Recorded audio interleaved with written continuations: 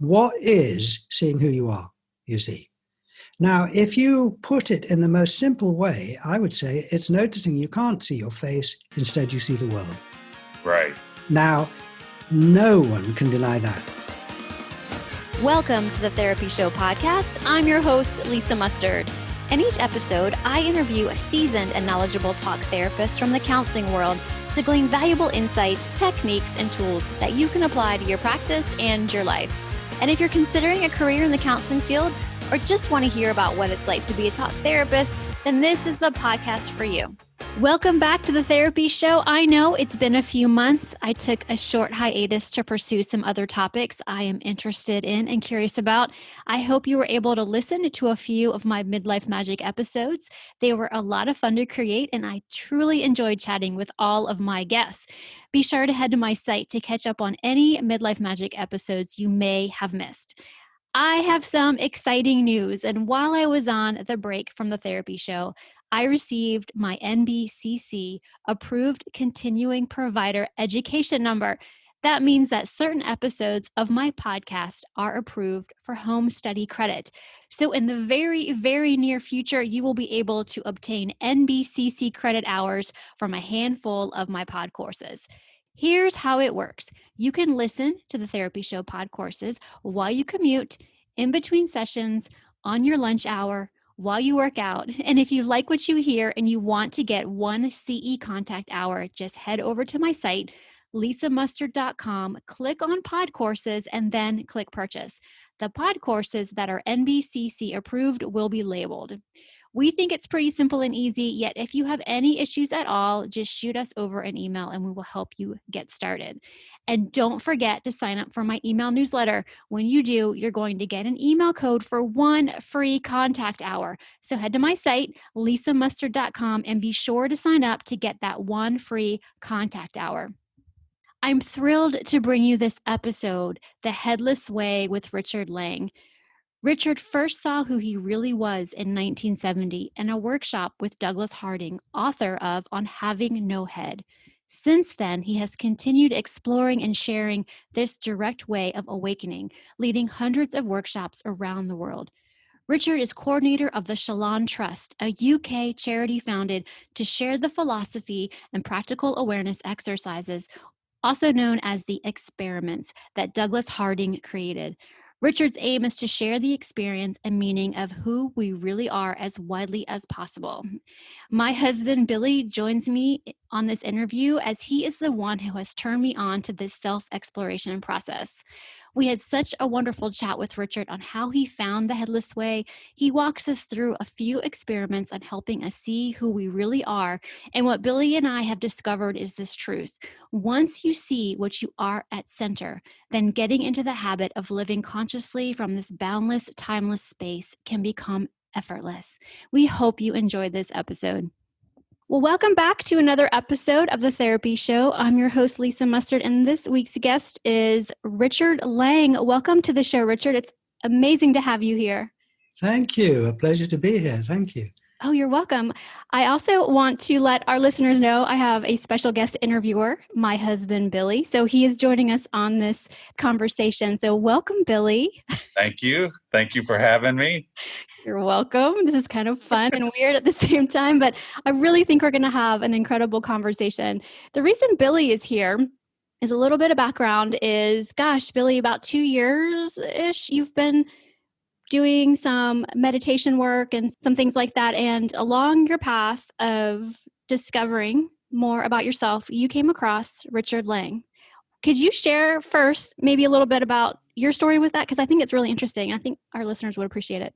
Yeah. So I've been working on mindfulness, some variations of mindfulness meditation for 2 or 3 years now. And after trying several different guides to help me understand it better, I came upon Sam Harris.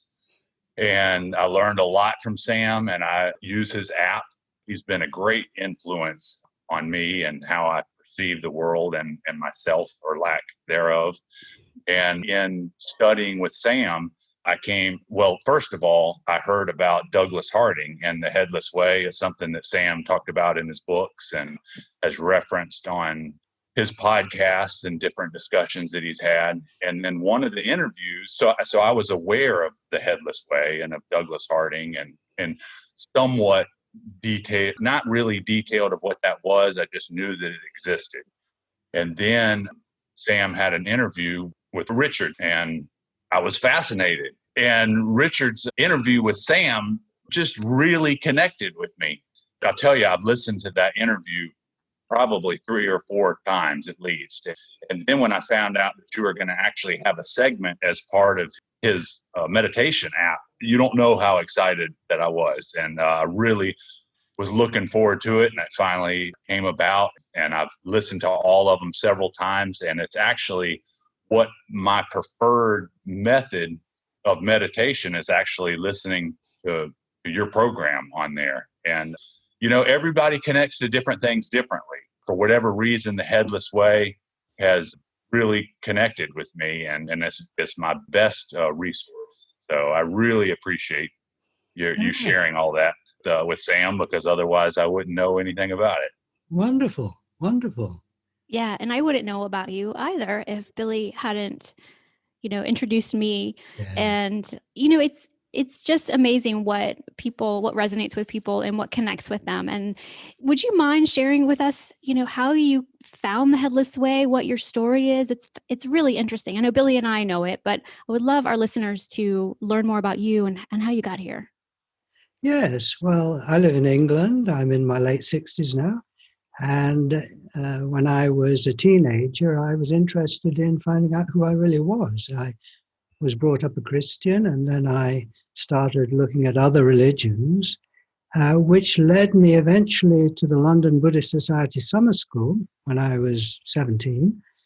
And I was a confused, shy teenager.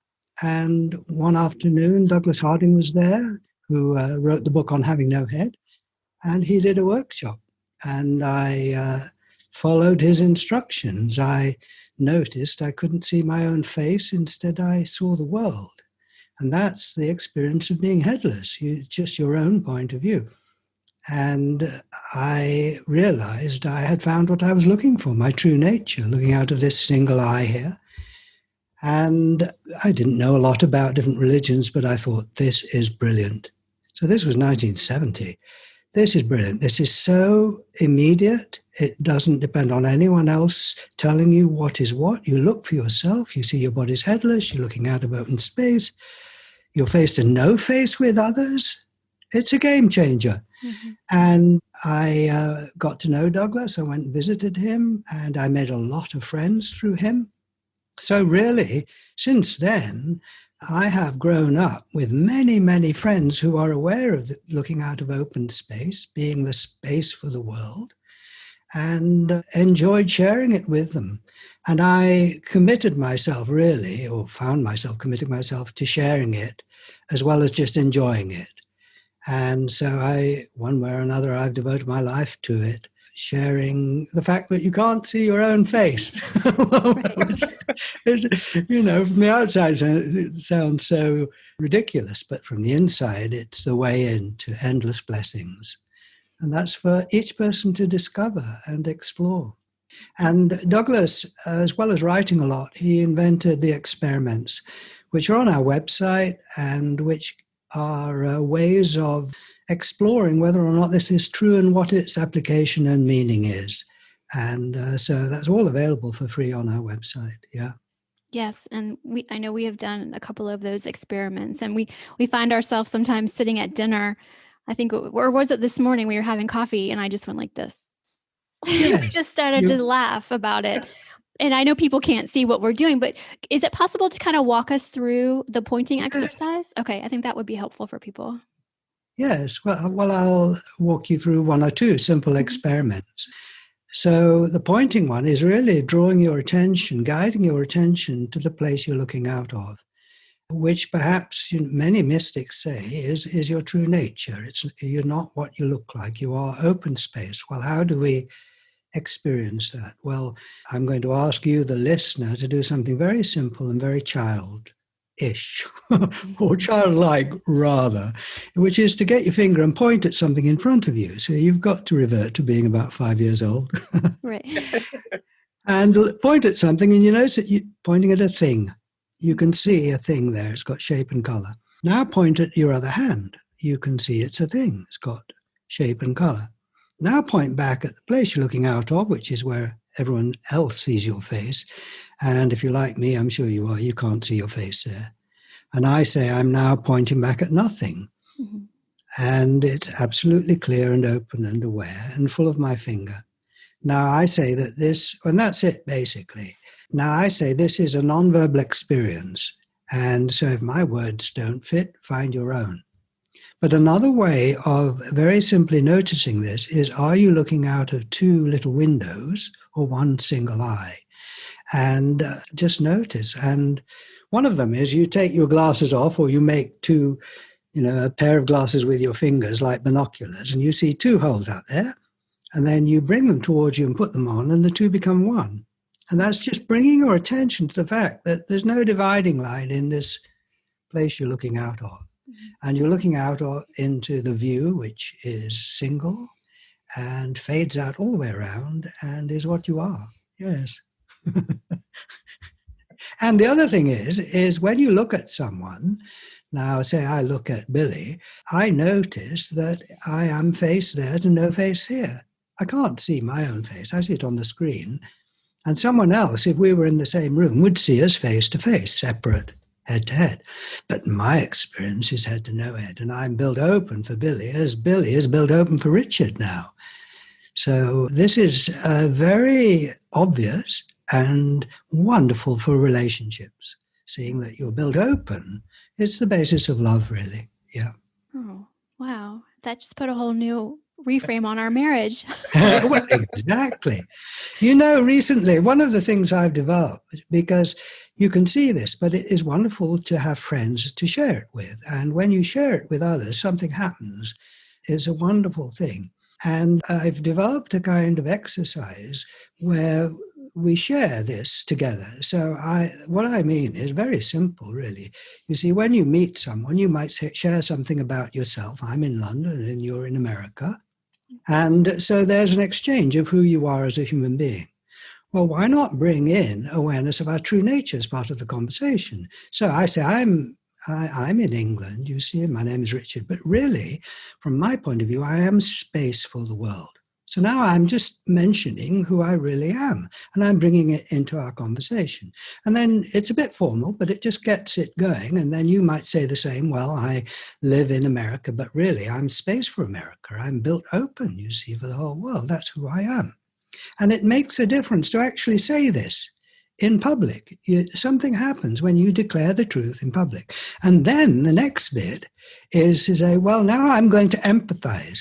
And I'm going to put myself in your shoes. Now, we do this all the time. You might say, oh, you're looking tired, or you're looking happy, or, you put yourself in someone else's shoes. Well, now I'm really going to put myself in your shoes. Where you are, you don't see your face. You are built open for the world, right there, where you are. You're this open space like I am. And this is really seeing the other person, saying, right where you are. You're not a thing. You're this open space full of everything. And they do the same. Now, you see that. Now, that is what we're doing here, really. We've got three faces on the screen, but we're all aware of one consciousness. Right. Oh, wow. That really struck me. I totally get that. Yeah, of course you do. Yeah. And, and I know you and I briefly discussed and I'm just going to bring it in, but we can talk some more about that. But it reminds me a lot of using the therapist as self in counseling, just being open to whatever the patient or the client presents with, and not having an agenda, just being present. And that's a new way for me to kind of conceptualize that. That's wonderful. Yes, you see, you use your true self. You become aware of your true self. Mm-hmm. And this is the basis of all good relationship, is being yourself and allowing the other to be themselves in you, if you like, and not playing games. When you see you're looking out of open space, that's the basic non-game playing place, isn't it? It's just, yes. And of course, if you're in I was a therapist for many years. I've just, dialed it down really, but I didn't go around sharing headlessness unless someone asked for it. They haven't come for that. Right. But what you do, what I did, is you be that. You be the space for them. And you are, as it were, just as I have explained about putting yourself in someone's shoes, you recognize the other person is open space, whether they know it or not. So you respond as that, and it is really supportive and not sitting apart judging, really. It's being completely on the other person's side because they are yourself and they're looking out of the same space but into a different view, Right. Yeah. Right. Oh, I can really grab onto that. Thank you. That's just beautiful. Thank you so much. There's nothing like, you see, when you're in a therapy session, of enjoying being face to no face. Right. Without saying a word. It is a non-verbal openness and attentiveness now. You can't go wrong with that. No, you really can't. That's a wonderful concept for those therapists like me who've been doing this work for a while. I think maybe for a new therapist, it might be a little more difficult because you feel like you have to, perform or get to it. Or I think when I was starting out, it was harder for me to just sit and be. But as I've evolved and grown and done this work, it just kind of resonates so well for me. So thank you. Yes. And with the Headless Way, I think you can't do it wrong. You get it perfectly from the start. Mm-hmm. I go around telling people you're doing it right, not you're doing it wrong, or there's a bit more, you've got it totally. You can't get the space more. You can't know more about it or less about it than someone else because there's nothing to know. Right. It's just being, you see. But as you live with it and explore it, then obviously it seeps in deeper and deeper and becomes part of your life and part of your relationships and your way of being and relating. Yeah. I was going to ask you, so sometimes when, because for me, because it's relatively new, I have to remind myself to, you kind of get about with your daily life and you kind of forget everything that you're talking about. And then I have to remind myself, and then immediately I can snap right back into that mindset. Sometimes, it's one thing, I guess it doesn't matter who I'm talking to, but if they don't know that I'm in that mindset, and I just find it really, I start to laugh sometimes. It becomes kind of humorous because they don't know that I'm thinking about them and the world in that way. And I have a friend who says recently what he's been just playing with is when he's out with people who have no idea about the Headless Way, he just says to himself, "You do know about it. We've just agreed not to talk about it." I mean, but if you want to keep it going, which I think is where you were going, Billy, I think there's several things to say. One is that it is very comforting to know that, as you say, as soon as you remember it, you can snap back into it perfectly. Right. So you don't have to crank yourself up. You don't have to, now what was it all about? I should go and read that book and really get. No, you just look and you're back. And that is not dependent on what you feel. You can do that and be depressed. Right. And I think that's one of the reasons that this method connects with me so well is because I can immediately snap back into it.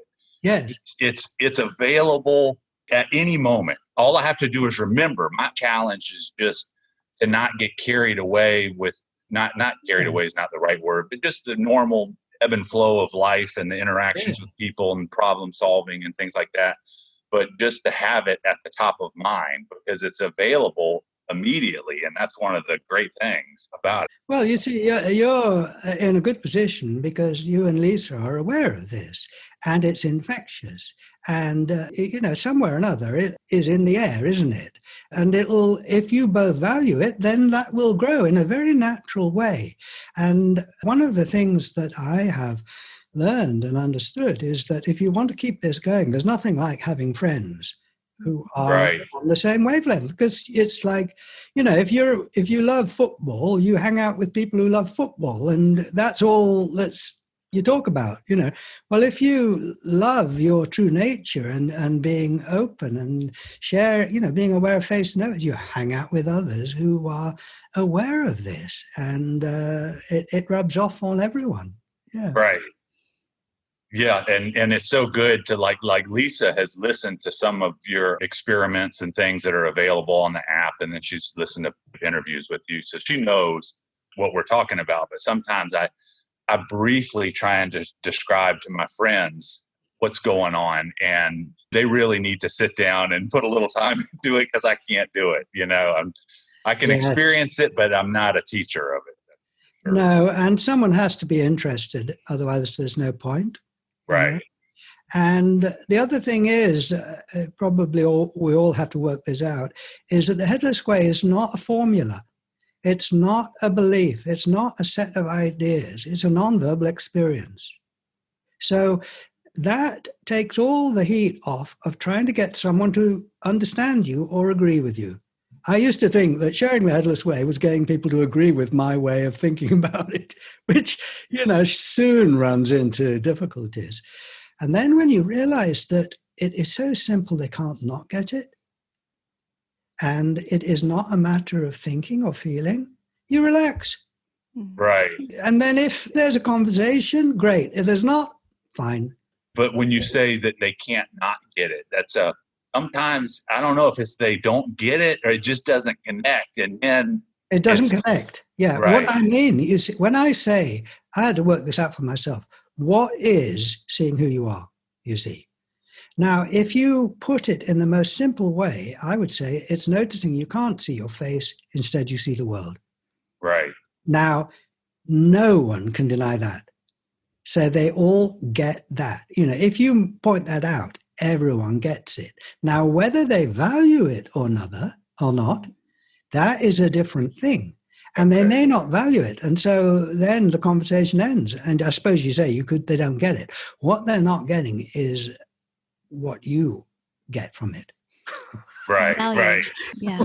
They're not getting the value of it. Yeah, and I think, but it's similar to your path of finding the Headless Way. You tried a lot of different things on your search for seeing who you really are. And, you told me you tried all these things, and then it was like, the Headless Way really connected with you. And I know Billy, you and I talk a lot about things that connect with us and things that connect with me and they don't connect with you, and, where I find my space and seeing who I am. So it's, or maybe I've just had practice with it longer, that in my work, people aren't going to always get it, or they're going to take what they want and leave what they don't. Yeah. So I'm more at peace with that than I was maybe 15 years ago. And older and wiser, like us all. Yeah, maybe that's what it is. So, Billy, I know you had some other questions. Oh, I've got lots of other questions, but just along with that, good. Is like I've heard you say in the past, your job is not convincing anyone of anything. It's like you put it out there, and then they either take it or leave it. It either connects or doesn't connect. And I think that's so great about the way that you teach, but it's also like a commentary on life. And for me, it's something that I've tried to keep in mind is like, just trying not to convince people, putting so much energy into convincing people of seeing the world the way that you see it, and I know that in the past, that's one thing that I've done a lot. And it leads to frustration. It leads to, but just you put it out there, and it either means something to people or it doesn't. Yes, it's a different way of talking. It is, the one is trying to convince the other, which is being a bit bullying in a way. You could say you're trying to impose your view. I think there are situations where that is all right, by the way. I don't think it's across the board. But in terms of who you really are, you can't prove your true nature to anyone. No one can see your headlessness but you. Right. When you look at anyone else, you can't see theirs in that sense. You see their head. So it is really just your experience. The wonderful thing, of course, is it's the one experience you can share. I can't share my experience of Mozart or strawberry jam very well with you. My green might be your red, but my nothing can't be different from your nothing. And there we come together here. But we then, that kind of deep confidence and understanding that you're home and there's nothing to prove. Now that is marvelous for oneself and marvelous in terms of one's, relationships, and marvelous when you might try and share this with someone, to come from not needing to, in a way. The other thing is, I remember Douglas Harding once saying to me, Richard, you can't talk people's heads off. You can only love them off. Now, that is wonderful, isn't it?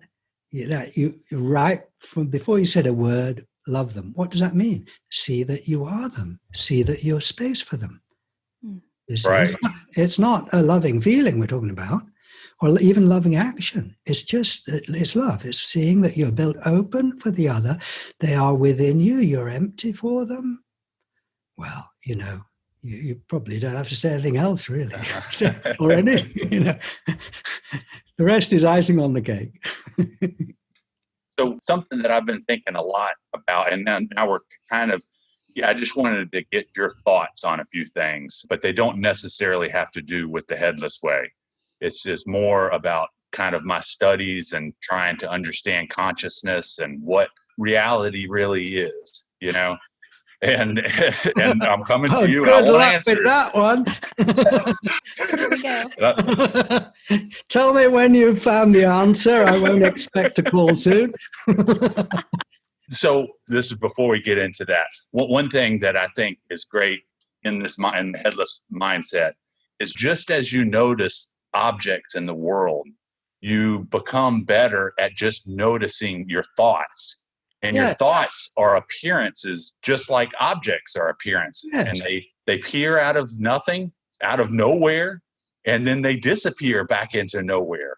Yeah. And it's wild, It's just like I'm looking at, I'm standing in my workshop and I'm looking at this tool next to me, and just my decision to turn and point at that tool, that came out of nowhere. Yeah. I didn't think it before I thought it.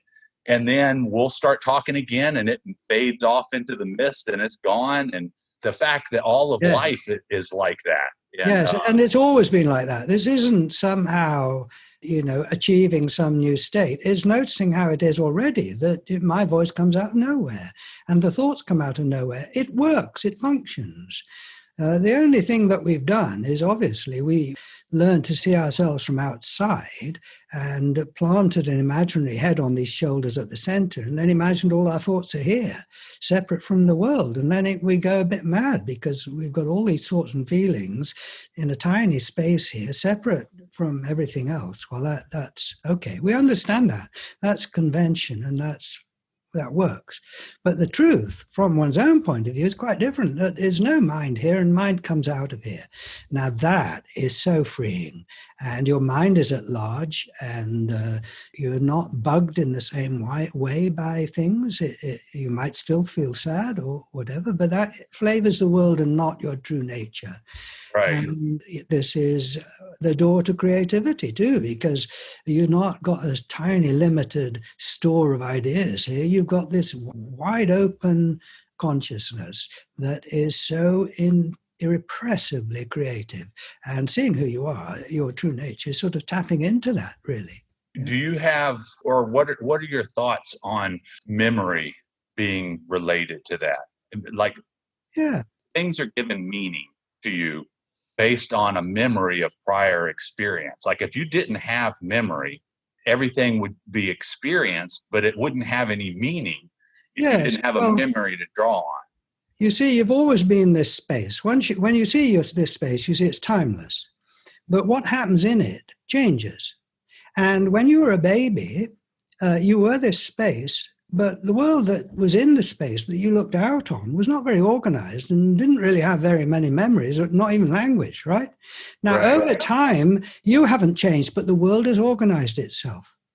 And it's got memories, and it's got plans, and all of that milling about.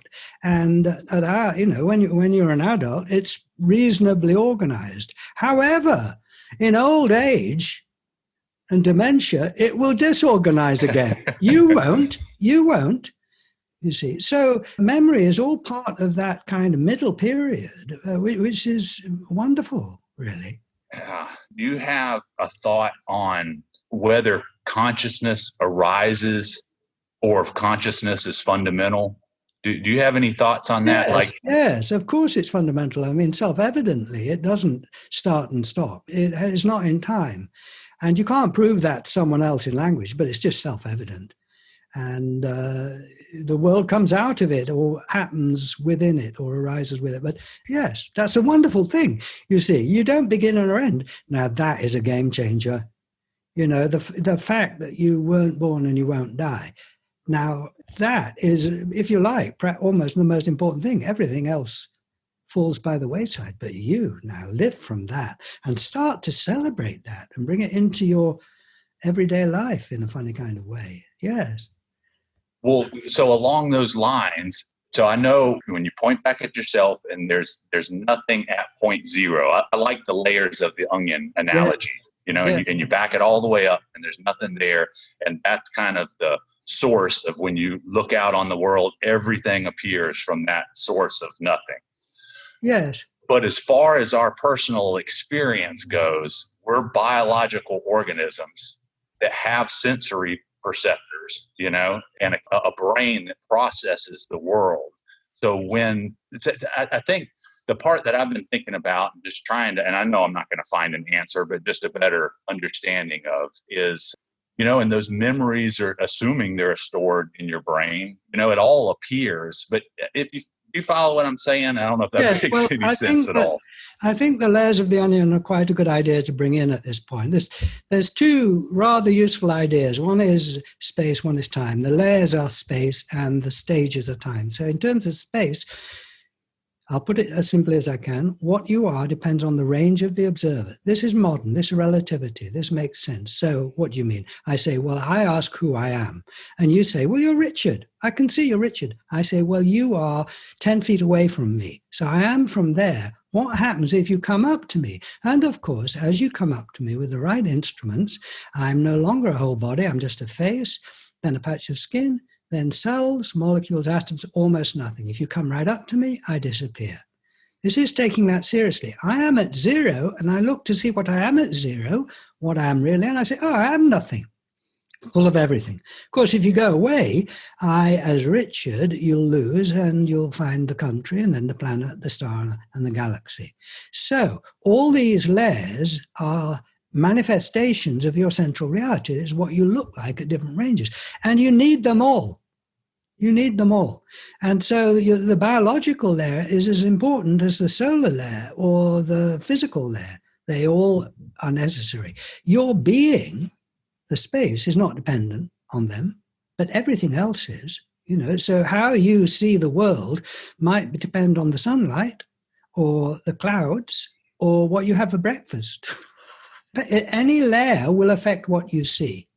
So they're all important. And this is not denying anything that science is telling us. You know, the state of your brain will affect your mood. It won't affect your true nature. It'll affect your mood. Or the state of, the weather will affect your mood. Or, you know, it's all dependent. Right. You see, what happened when Douglas Harding saw his true nature, it didn't come out the blue. Back in 1943 or something, he'd been studying this for 10 years and trying to work out who he was. And he wanted to come at it in a modern way. He didn't want to just take on another religion or philosophy that he had to believe in. And he realized that what he was depended on the range of the observer. And then one day, because he could understand that the nearer that the scientist got, the less there was. So it made sense that at center he was a sort of nothing, which fitted in with what the mystic said. But, you know, he couldn't verify it.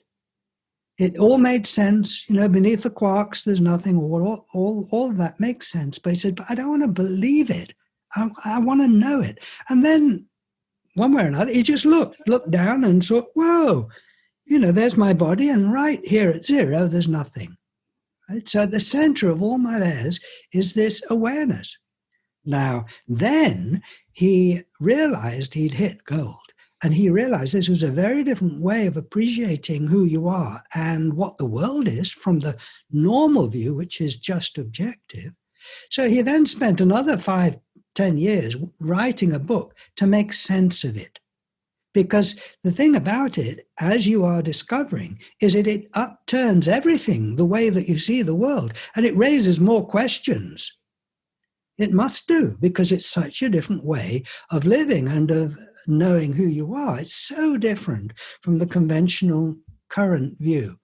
Right. And so all these questions are good news, because they mean that you're taking it seriously, saying, yes, but, well, good. You see, that's saying, oh, okay, So, yes, how does it make sense in terms of science? How does it make sense in terms of psychology? And the other thing which I'll just throw in at the moment is the developmental thing. The way of looking at it through the Headless Way viewpoint, if you like, or my view, is you see, when you see this, you see your space, and you realize, I've always been this space. It's not just happened. I've always been in this space. I'm just noticing what has always been true. So when you're born, you were this space, but you didn't know what you looked like. You were pre-verbal. You were just seeing things from the subjective point of view. You were at large space for the world. Growing up is learning through language to see yourself through the eyes of others. And what you are through the eyes of others is a child with a head. When you're 4 or 5, you see. And you go back and forth because you're starting headless, and you've got to learn to put your head on. You've got to learn to see, it's empathy. You've got to learn to see yourself from the other person's point of view, you see. And language supports that. So by the time you're an adult, you're really eccentric. In other words, you're out there looking back at yourself, and you're denying your own point of view in terms of being headless. So the first stage is headless, baby, pre-verbal, not knowing who you are in the world. Second stage, you're learning to get who you are. And as a child, it's just as easy to be a lion or a train as a little boy or girl, right? Because you're not in one box yet. But society won't accept that. You can't be a train. You're a little boy or a girl. So by the time you're an adult, you're now accepting what society says you are. And in a sense, you're denying your true nature.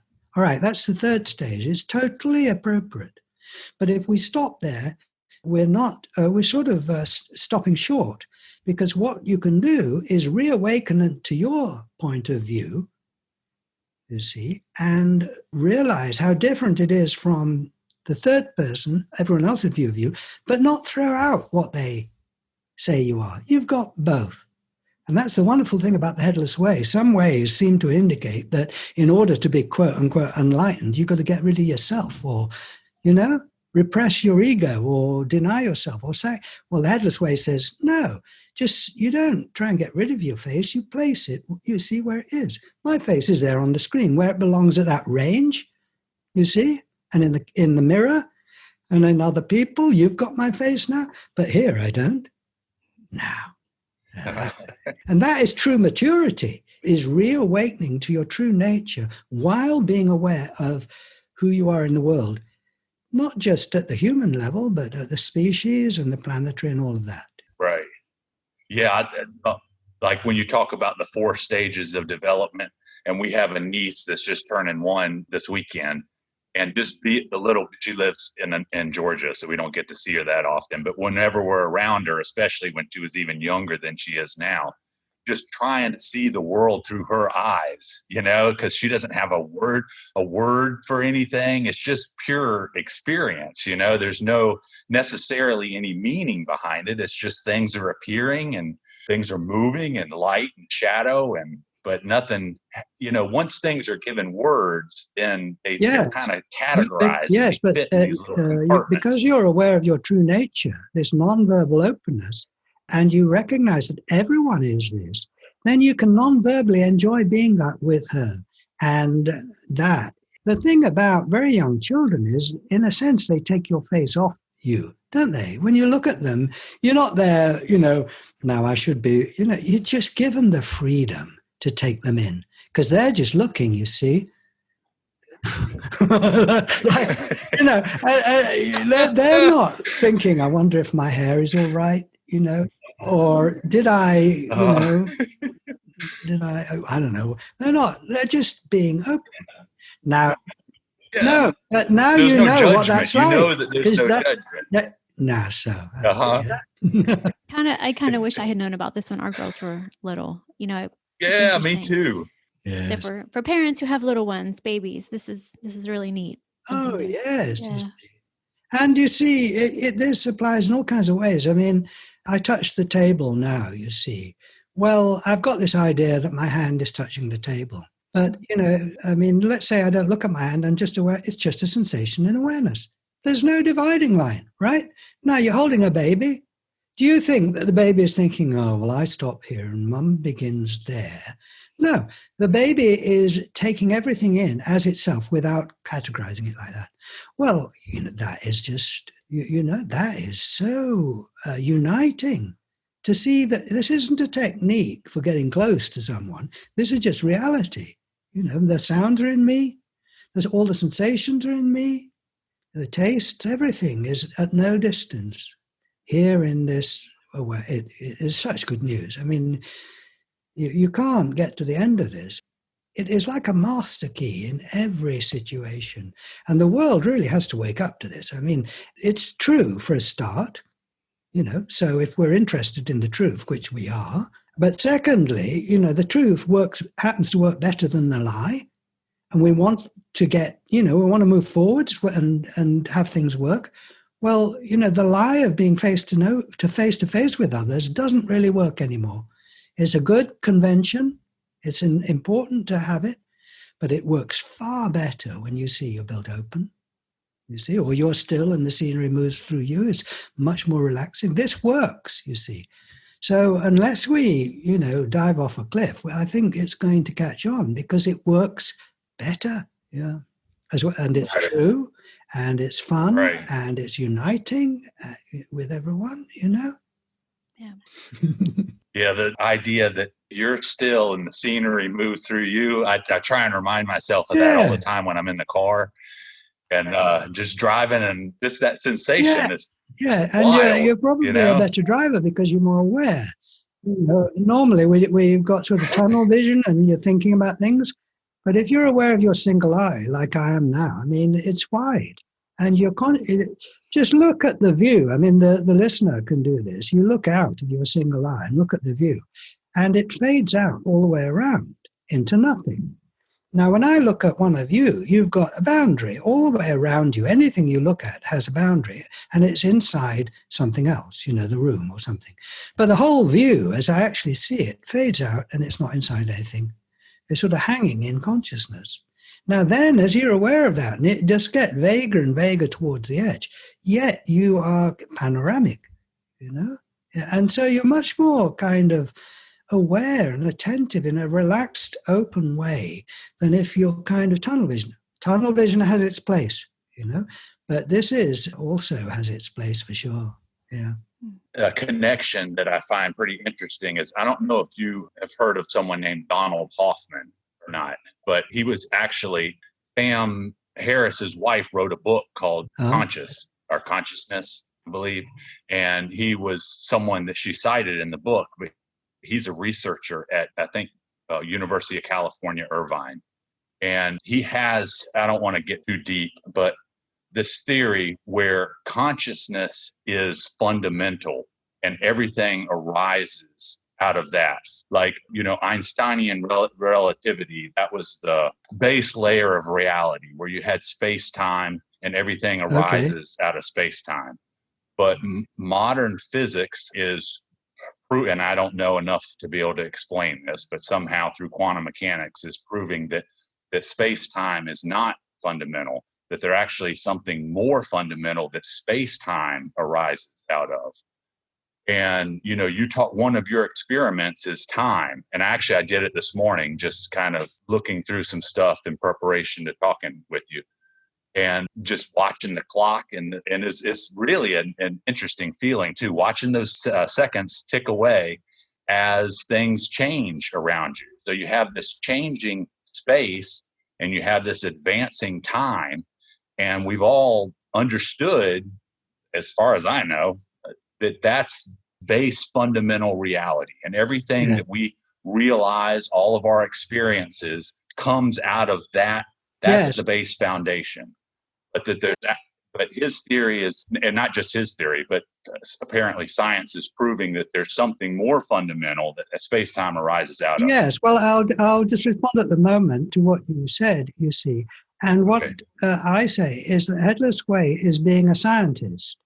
Science's attention is looking at the evidence, isn't it? And then you might have a hypothesis and you test the hypothesis, but you rely on perception, on the evidence. Now, when I ask what am I rely on the scientist, and the scientist tells me that from that distance I'm a person, but closer to I'm cells and molecules and so on. And almost at zero, I'm almost nothing. But what am I? What am I at zero? Well, they can't tell me. But so I'll be the scientist myself and look for myself, and I say, oh, it is clear, open consciousness full of the world. Now, then you see, you don't have to debate whether or not these scientists have got it right. You look for yourself. And that's the foundation of the Headless Way, is you rely on your own experience directly, not hearsay. And it corroborates with what they say. But, you can argue until doomsday about whether the nature of reality. But if you just look, you're home and dry. And that then can spawn all kinds of theories. But the theories come out of the experience, and the experience is basic. And it's not divisible into something else. You can't divide nothing up. It's not an appearance of something else. It is reality. And the two-way thing, you point out at a thing and then you point in, is two-way. One finger pointing out at the world, the other pointing back at no thing. And that, as you were saying, when you point out, you see things moving, but there's no movement. You're still, the world moves through you. And when you point out, you see a face, and point in, there's no face. Well, same with time. Time is registered by a clock going around, movement. Time and movement go together. There you are. Time and change go together. Well, look where you are. Is there anything moving? No. Well, where there's nothing moving, where there's no change, there's no time. So it is a very lovely way of saying it, is I look out into time from the timeless. Now, that is a wonderful way of living, from the timeless into time. And Douglas Harding had a very funny thought at one point, because he wrote a book on death, a little book of life and death. And I don't know if it's in it or after, he said, he brought up a Christian. St. Paul said, death, where is thy sting? O grave, where is thy victory? Have you heard that one? Death. All right, well, death, where is your sting, you see? Grave, oh grave, where is your victory? And Douglas Harding said, well, after 2,000 years, we can finally answer Paul. Death is about 2 feet away, or just there. It's not here. We've answered St. Paul. Oh, death, where is your sting? Well, there and not here. Now, wow. And of course, that's what St. Paul was talking about, and this is no time. But you see, then you don't get into the fallacy of denying time out there. Because there's no time here, there can't be any time there. Well, I love time. We were dependent on time for setting up this meeting. Time is fine when you see you're not in time. Time is in you. Right. Yeah. And where I was going with the Donald Hoffman example is, so without going back into that, but he has this, it's called an interface user theory, that it's I've got a no-face like we are theory. Avatars. I've got a no-face user theory. Yeah. Well, what I'm getting at is it's similar to this, because he is saying that your mind or consciousness renders reality. So that's why I was asking you, if you talk to most modern scientists, they say that consciousness arises out of some brain process, some, synaptic, there's all kinds of theories, but it's. Yeah, but the thing is, you see, no one has ever seen consciousness out there. You've never seen it sort of bubbling out of someone's head, or when they look at a brain, they can't find consciousness. So, the idea is a theory. Now, let's actually start with the facts. And the only place you find consciousness is where you are. You believe Richard is conscious, but you believe, you have no evidence. I could be a robot, You don't know for sure. If we want to go for 100%, 99%, of course, Richard is, but 100%, I say you can't be sure. But you can be sure that you're conscious. You can't prove it, but it is self-evident. Right. Now you see, look at that and see what it is, and the whole world comes out of that. Now that is starting with the facts, living from the facts, rather than, we understand the value of that view and how consciousness develops. All of that, this does not negate all of that. It has its place, but it brings us home to the simple, beautiful truth of your own experience, which is always available. And can you really sort of live from some of these theories about consciousness? Oh. I couldn't. Right. But, So do you have a feeling are we rendering the physical world? If at point zero, it's just our experience, our consciousness that renders everything. Like right now, I'm looking at you. My mind is rendering you. No, I don't think it is. I wouldn't put it, but each person could put it differently, and you will explore what that means to you. But I don't find my mind rendering the world. My mind is part of the world, and I'm looking at the world from this clarity. Now, I understand from the outside that my brain will affect how I see and all of that, so it's not denying that. But this here, it isn't got any designs or isn't manipulating the world, or it's absolutely out of the way and empty for it. And then you experience the world as it's given with all its complications. The void doesn't manipulate and change and choose and anything like that. It's honest. Yeah. Not up to some trickery. It's straight. What you see is what what you get is what you see. I know. Yeah. No trickeration. Well, but this does not, invalidate all that research. How the levels relate to each other. Right. Yeah. I don't know. I'm just trying to I follow what you're saying. And I understand. And if you don't, it doesn't really matter, because what I'm on about is your own direct experience of yourself. Exactly. And it's nonverbal. And the listener will, God, I don't know what they're talking about. It doesn't matter, really. It's froth. Look down and notice your body fades out above your chest. And that's what I'm talking about. Nearer to you than you're breathing is this open space. And hopefully you'll connect with that as a listener, and it'll mean something to you. And if it doesn't, that's fine with me. You are it from my point of view. And there isn't any difference, or I've got something fundamental that you don't have. That's nonsense. Right. Yeah, the thing about the Headless Way, you circle around and you go off in lots of interesting directions, but you circle back as soon as you can, really, to the simple nonverbal experience of what it's like to be you. Now, are you behind a face now looking at these three faces on the screen, or are you built open? Well, I'm built open. And you rediscover it every time you notice it. Oh, wow, yeah, I see what you mean. Douglas Harding, when he was about 80, he said to me, I was staying with him, and he said, Richard, I've just discovered something. I said, oh, what's that, Douglas? He said, just discovered that I don't have a head. Well, that's what it's like. Oh, my God. Yes, Billy. We're going to have some conversations tonight. I know for sure. When you get home, it's going to be a wild night talking about all of this. So Richard, thank you for giving us so much to consider and to ponder and to bring, this view of, being headless I find, like you said, just come back to it. Just be open, just come back to it. Whenever you feel like, oh, I need to go and listen to him say this again, or I need to go read that again. Oh, what did Douglas Harding? No, just come back to being the pointing exercise. Yes, and then that's right. very helpful. Yeah. And if your listeners are interested in meeting others, we have lots of free Zoom meetings every week, and all they have to do is get in touch with me, and I'll send them information.